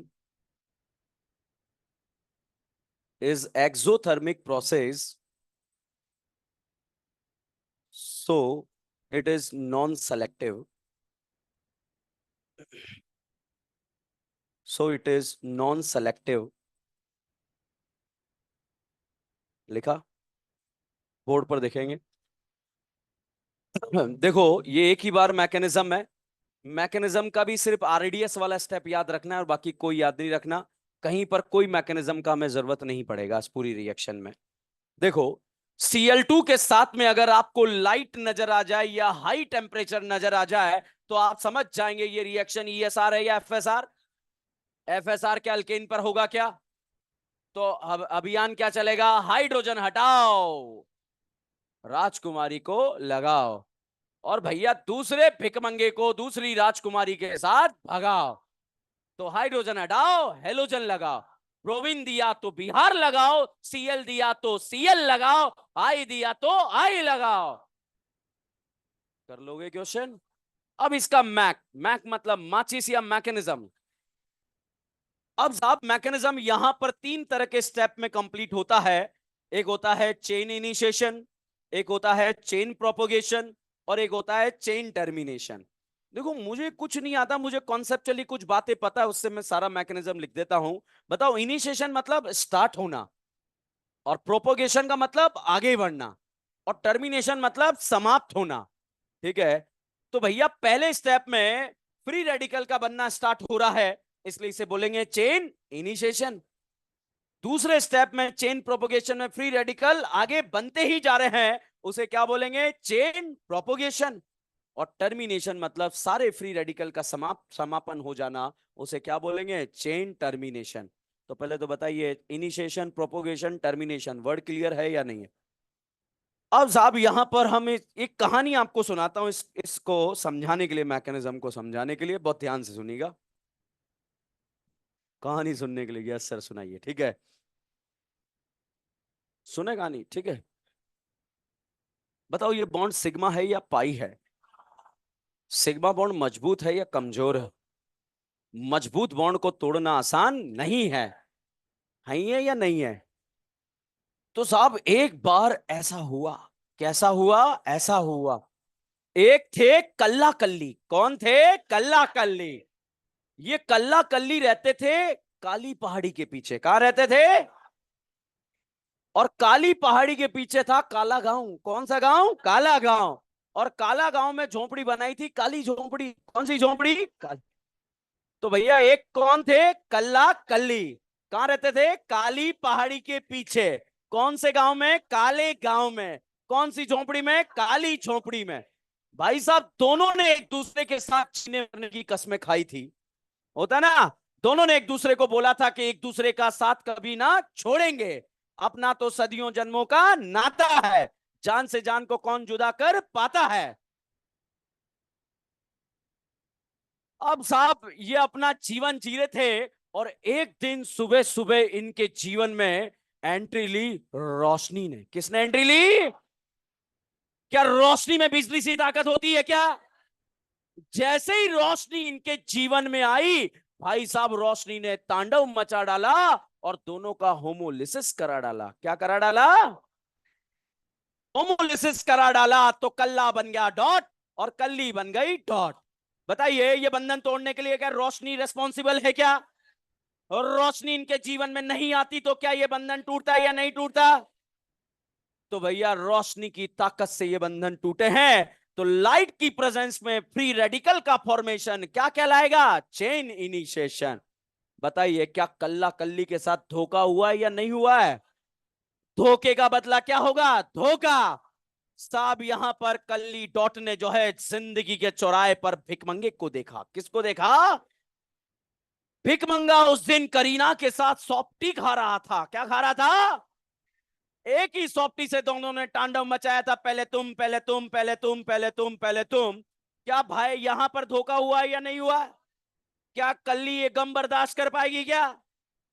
पता नहीं कल्ली डॉट ने भिकमंगे से क्या बोला, पर्सनल टॉक था, सुनाई नहीं दिया। मगर कल्ली भिकमंगे के साथ फरार। और करीना को क्या बना गई? डॉट। कल्ली कल्ली किसके साथ फरार? भिकमंगे के साथ। और करीना को क्या बना गई? डॉट। इस करीना को आज तक समझ में नहीं आया सॉफ्टी के पैसे कौन देगा। ठीक है भाई, मेन मुद्दा तो वही है, सॉफ्टी के पैसे कौन देगा। एक फ्री रेडिकल की प्रेजेंस में दूसरे टाइप के फ्री रेडिकल का फॉर्मेशन क्या कहलाता है? Chain propagation. और रोशनी की प्रेजेंस में फ्री रेडिकल का बनना क्या कहलाता है? Chain initiation. तो साहब यहां पर करीना डॉट के साथ धोखा हुआ है या नहीं हुआ है? हुआ है। और धोखे का बदला क्या होता है? धोखा। जिंदगी के दूसरे चौराहे पर करीना डॉट ने वापस कल्ला कल्ली देखे। क्या देखे? कल्ला कल। कि सर कल्ला कल्ली तो देख लियो, मैं दूसरे कहां से आ गए ये? हमारे पापी मन में तो एक ख्याल आ रहा है, आ रहा है नहीं आ रहा है? भैया रिएक्शन मोल्स में होती है। किस में होती है? मोल्स में। ये Cl2 का एक मोल नहीं है, बहुत सारे मोल हैं। अल्केन का एक मोल है या बहुत सारे? बहुत सारे। तो ऐसे कल्ला कल्ली एक है मोहल्ले में या बहुत सारे हैं? तो भैया ऐसे कल्ला कल्ली मोहल्ले में बहुत सारे घूम रहे हैं। जैसे ही करीना डॉट ने इन कल्ला कल्ली को देखा, करीना का खून खोल उठा, क्योंकि इसके साथ क्या हुआ था? धोखा। करीना डॉट इसके करीब जैसे ही बढ़ने लगी, दोनों ने बोला हम वो नहीं है, वो हमारे कजन्स थे। कौन थे? कजन्स थे। मगर धोखा हुआ है तो धोखे का बदला क्या होगा? धोखा। भाई साहब कल करीना डॉट ने इन दोनों का भी होमोलिसिस करा डाला। और अगेन एक फ्री रेडिकल की प्रेजेंस में दूसरे टाइप के फ्री रेडिकल का फॉर्मेशन क्या कहलाएगा? Chain propagation. और भाई साहब ये प्रोसेस आगे बढ़ना चालू हो गया। यहां पर Cl डॉट बनता था, अल्केन के पास जाता था, फ्री रेडिकल बनाता था, फिर से जो है अल्केन फ्री रेडिकल बनता था, दूसरे मोल कल्ला कल्ली के पास जाता था। इस तरह से प्रोसेस आगे बढ़ने लगा। इस स्टेप को क्या बोलेंगे? Chain propagation. और लास्ट में आता है क्या? Chain termination. टर्मिनेशन का मतलब समापन। जितने भी फ्री रेडिकल बने सब समाप्त हो जाना। बताओ क्या हाइड्रोजन फ्री रेडिकल बना या नहीं बना? यहां देखकर बताओ। हाइड्रोजन फ्री रेडिकल, कल्ला free radical, Cl free radical बन रहा है, करीना फ्री रेडिकल। ऐसा फ्री रेडिकल एक बन रहा है या बहुत सारे? ऐसा एक बन रहा है या बहुत सारे? तो भैया ऐसा मोहल्ले में प्रेजेंट है या नहीं है? है। ऐसा है या नहीं है? है। ऐसा है या नहीं है? हैं? बताओ ऐसा एक है या बहुत सारे? या तो कल्ला कल्ली वापस मिल जाए और खत्म हो जाए, या जो है करीना डॉट आपस में मिल जाए, या ये भी खत्म हो जाए, या दोनों में क्रॉस हो जाए और इस तरह से खत्म हो जाए। इस तरह से यहां पर ये बना। मेरा इतना सा डाउट है, एच डॉट और सी एल डॉट मिलकर खत्म क्यों नहीं हुए? एच डॉट, तो जो पॉसिबिलिटी थी वो खत्म हो गए, तो फ्री रेडिकल का बनना समाप्त हो जाना वो क्या कहलाता है? Chain termination. ठीक है, तो भैया सिग्मा बॉन्ड था, सिग्मा बॉन्ड तोड़ने के लिए हमने बिजली का ताकत दिया तो बंधन टूट गए, और क्या बन गया? Free radical. तो लाइट की प्रेजेंस में फ्री रेडिकल का बनना क्या कहलाएगा? Chain initiation. एक फ्री रेडिकल की प्रेजेंस में दूसरे का फॉर्मेशन क्या कहलाएगा? Chain propagation. और फिर लास्ट में जितने टाइप के फ्री रेडिकल बने हैं वो समाप्त हो जाना, वो क्या कहलाएगा? Chain termination. बच्चों यहां पर फ्री रेडिकल की रिएक्टिविटी के बारे में अगर हम बात करें, एक हाइड्रोजन यहां पर 3 डिग्री है, एक हाइड्रोजन यहां पर 2 डिग्री है, और दूसरा हाइड्रोजन यहां पर 1 डिग्री है। बताइए फ्री रेडिकल कहां पर ज्यादा स्टेबल बनेगा? ए बी सी में से। भाई इस बॉन्ड को तोड़ेंगे फ्री रेडिकल बनेगा, बताओ ए में स्टेबल, बी में स्टेबल, सी में स्टेबल? तो बताइए यहां पर reactivity 3 degree hydrogen, 2 degree hydrogen और 1 डिग्री हाइड्रोजन में किसका ज्यादा? उसके बाद 2 डिग्री, उसके बाद 1 डिग्री। इसका रिएक्टिविटी ज्यादा क्यों? क्योंकि फ्री रेडिकल स्टेबल बन रहा है या अनस्टेबल? अब साहब इस प्रोसेस से आप फ्लोरीनेशन भी करा सकते हैं, क्लोरीनेशन भी करा सकते हैं, ब्रोमीनेशन भी करा सकते हैं, और आयोडीनेशन भी करा सकते हैं। एग्जाम में क्वेश्चन हो आ सकता है कि फ्लोरीनेशन फास्ट होगा, क्लोरीनेशन फास्ट होगा, ब्रोमीनेशन या आयोडीनेशन? तो डिपेंड करेगा आरडीएस के ऊपर। किसके ऊपर? आरडीएस। अब आरडीएस स्टेप को ढूंढते हैं। बताओ आरडीएस स्टेप स्लो होता है या स्लोएस्ट? बताइए कौन सा बॉन्ड तोड़ रहे हैं? सिग्मा। ये कौन सा तोड़ रहे हैं? सिग्मा। ये कौन सा तोड़ रहे हैं? सिग्मा। सिग्मा बॉन्ड तोड़ना आसान नहीं है। तीनों में से कोई एक आरडीएस होने वाला है। क्या यहां पर हमने बिजली की ताकत देकर बॉन्ड को तोड़ा है क्या? तो ये वाला स्टेप कैसा हो जाएगा? फास्ट। बताइए फास्ट क्यों हो रहा है? एनर्जी देकर तोड़ रहे हैं, इसलिए ये स्टेप क्या है? फास्ट। अब यहां पर जब ये सिग्मा तोड़ा तो भैया स्लो हो सकता है, ये सिग्मा तोड़ा तो स्लो हो सकता है। यहां पर बच्चों 3p3p ओवरलैपिंग है या 1s2p ओवरलैपिंग है? बताओ स्ट्रॉन्ग बॉन्ड 1s2p है या 3p3p है? तो ये ज्यादा स्ट्रॉन्ग बॉन्ड है, मतलब ये वाला स्टेप स्लोएस्ट हो गया, और स्लोएस्ट स्टेप क्या कहलाएगा? आरडीएस। बताओ आरडीएस स्टेप में इंटरमीडिएट क्या बन रहा है? Free radical. जितना स्टेबल फ्री रेडिकल बनेगा रिएक्शन का रेट उतना ही क्या होगा? ज्यादा। बताइए 3 degree free radical fastly react करेगा या 2 डिग्री? 2 डिग्री या 1 डिग्री? इसलिए इन हाइड्रोजन का रिएक्टिविटी ऐसा होगा। बट अगर फ्लोरीनेशन कराएंगे तो रिएक्ट करने फ्लोरीन रेडिकल जाएगा या क्लोरीन रेडिकल? तो फ्लोरीन रेडिकल रिएक्ट करने जाएगा। क्लोरीनेशन में क्लोरीन रेडिकल, ब्रोमीनेशन में ब्रोमीन रेडिकल, आयोडीनेशन में आयोडीन रेडिकल। बहुत इंपॉर्टेंट सवाल है यहां पर बनने वाला।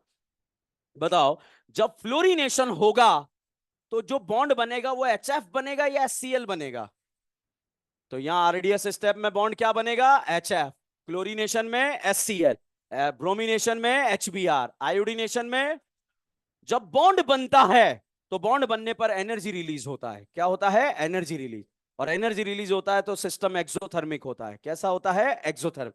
अब यहां पर 1s2p ओवरलैपिंग से बॉन्ड बना, यहां 1s3p से बना, या 1s4p से बना, और यहां 1s5p से बना। बताओ स्ट्रॉन्गर बॉन्ड कौन सा बन रहा है? तो जितना ज्यादा स्ट्रॉन्ग बॉन्ड बनेगा एनर्जी उतना ज्यादा रिलीज होगा, रिलीज होगा तो एनर्जी सिस्टम से कम होगी, और सिस्टम से कम होगी तो सिस्टम क्या होगा? स्टेबल। तो बताइए ज्यादा एनर्जी रिलीज एचएफ बॉन्ड करेगा या एचआई? क्यों कर रहा है? स्टेबल बॉन्ड बन रहा है। तो बताइए floor fastly reactive fluorine radical करेगा या आयोडीन रेडिकल?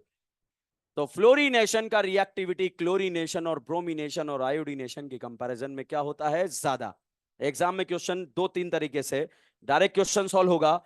अभियान क्या चलेगा? हाइड्रोजन हटाओ हेलोजन लगाओ।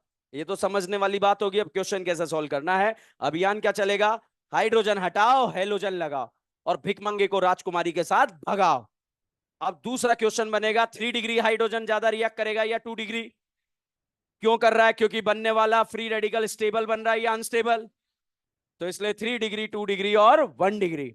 पूछा जाएगा कि एफ रेडिकल फास्टली रिएक्ट करेगा या आई रेडिकल? तो आंसर क्योंकि एफ रेडिकल में यहां पर एच एफ बॉन्ड बनेगा जो कि ज्यादा एनर्जी रिलीज करेगा, और रिलीज करेगा तो सिस्टम से कम हो जाएगी, और सिस्टम से कम हो जाएगी तो सिस्टम क्या हो जाएगा? स्टेबल।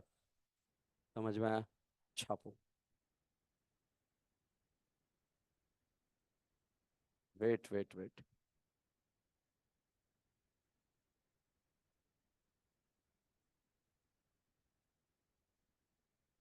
बोलो बेटा।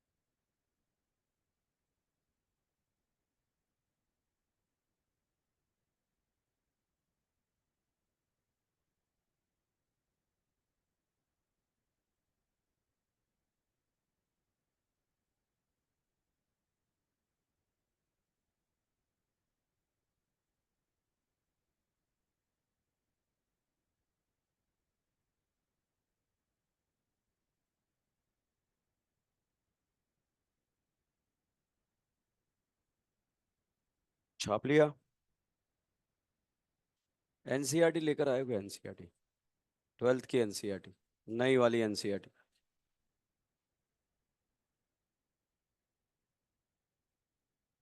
जहां पर एनिलीन लिखा था अपन ने, एनिलीन वाला पोर्शन जहां समाप्त करा था, वहां पर मैं कुछ होमवर्क दे रहा हूं आपको, मॉड्यूल नंबर 6 का। होमवर्क बाद में करेंगे, पहले जो मैंने क्विज अपलोड किया उसको सॉल्व करना, वो अच्छे से क्लियर हो जाए, देन होमवर्क को सॉल्व करेंगे, ठीक है? तो एनिलीन चैप्टर जहां हमने समाप्त करा है वहां का होमवर्क लिख लें आप लोग। एक पेज छुड़वाया मैंने, वन साइडेड, वहां लिखो homework. Module number 6, page number 144। Module number 6, page number 144।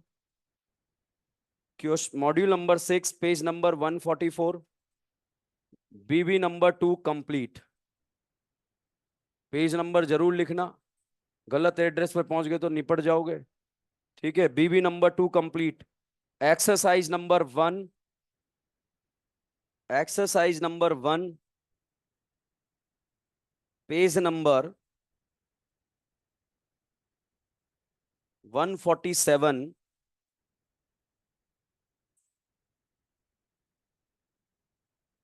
Question number 13, question number 17, question number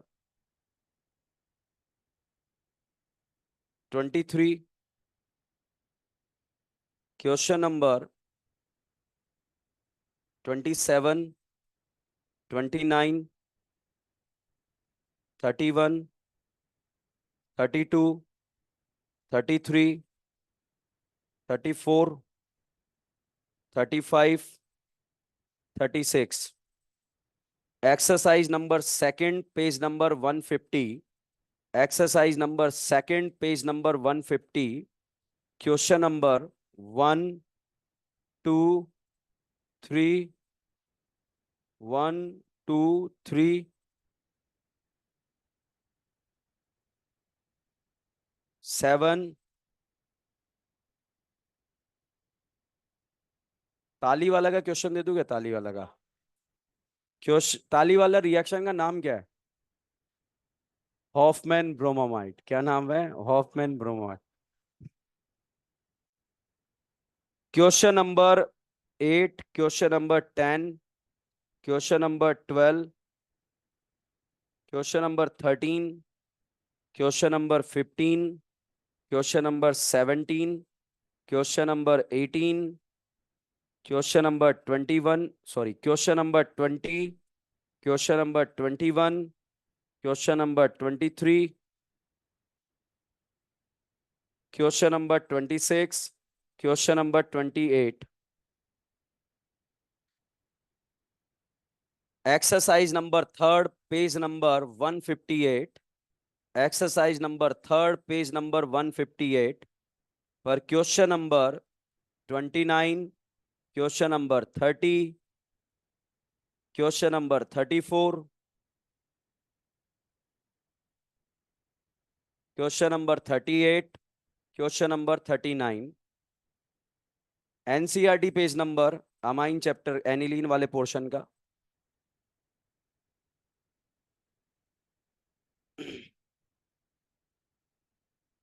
NCERT page number 259 से लेकर,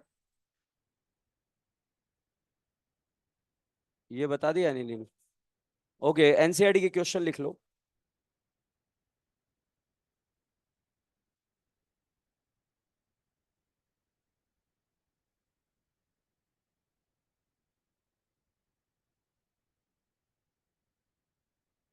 क्वेश्चन नंबर,